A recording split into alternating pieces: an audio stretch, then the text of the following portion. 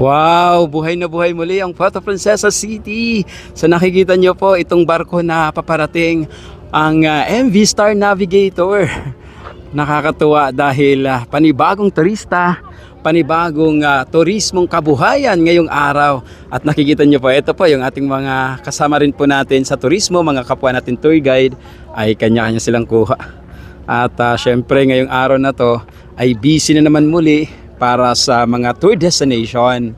At yung araw na to ay wala tayong tricycles kasi sa mga long distance destination yung ating mga tours. So sasakay sila sa mga vans and bus. Wow naman, kita nyo po yan. Nakakatuwa na ganito kalaking barko ang dumadaong dito sa Puerto Princesa City. Close up natin kaunti. Kita nyo yan. Star Navigator. Tapos meron siyang sulat na Chinese. So by the way po, yung ating mga turista ay mga Taiwanese karamihan po dito. So dahil may English barriers po tayo, I'm sorry, may language barrier po tayo, medyo hindi tayo sanay sa kanilang lingwahe, ay meron po tayong mga kasamang mga translator para mas mapadali po maibigay sa kanila yung information na ibibigay po sa kanila. So it's better to have also a translator kasi minsan may mga tanong sila. So napaka-importante po na sa bawat turismo o sa pagtutour guide ay maibigay yung dapat na information na kanilang tinatanong or things that they should know what is in a place or dito sa atin sa Puerto Princesa. So in order to understand them ay meron tayong mga translators. So napakarami po ngayon ang mga turista. So hindi natin mga estimated yung gaano kadami yung mga turista. Pero one thing for sure, mag-i-enjoy po yung ating mga turista dito sa Puerto Princesa. At ito pong kasalukuyan ngayon, yung position ng barko ay papadaong po siya. So ganito pala yung kanilang positioning. So mauuna sa may pinaka-front, tapos para siyang pabangga ng kaunti. Tingnan nyo po. So tingnan natin yan. Ang bilis. Yan. Star Cruises.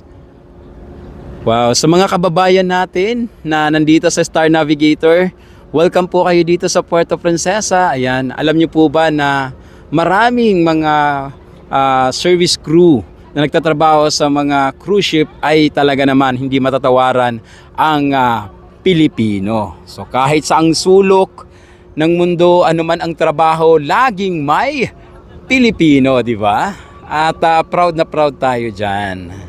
Napakaganda ng Star Navigator na ito. Ang laking cruise ship. Grabe oh. Nice naman.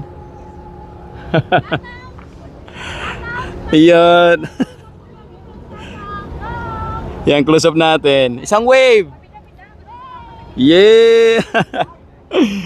Kasama nating mga tour guide. Ayan. So they are excited. Actually, it's not just me, but everyone is excited to serve the best that we can. Of course, every tour guide is excited to serve every tourist, especially dito sa Puerto Princesa dahil syempre ito po ang kabuhayan. Ito, isang wave naman po dyan, sir.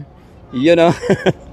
So alam niyo po ba na dito sa Palawan, ang turismo ang isa sa napaka sentro ng ekonomiya at maraming contribution para sa pagpalago ng bayan. At syempre, yung mga cruise ship na dumarating ay napakalaki po ng pasasalamat namin dahil syempre bawat lokal at every individual ay makikinabang, especially sa tourism communities, mga tour guides, lalo na yan.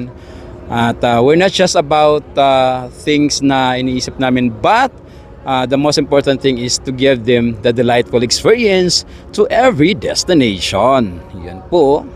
So yung ibang mga turista ay nasa labas, they're waiting para sa pag signal. By the way, may schedule po ang oras ng kanilang paglabas.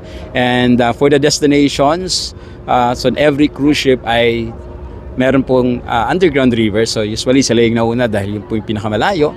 The next is the Honda Bay, and the last is the city tour. So yun po yung mga tour destination dito sa itinerary ng bawat turista. At bago sila bumaba ay, kung doon po, makikita niyo po sa unahan na yan, yan po yung mga naka-ready, mga standby na welcoming para sa mga turista to give the warm welcome of every Filipino to every tourist. Yun talaga yun.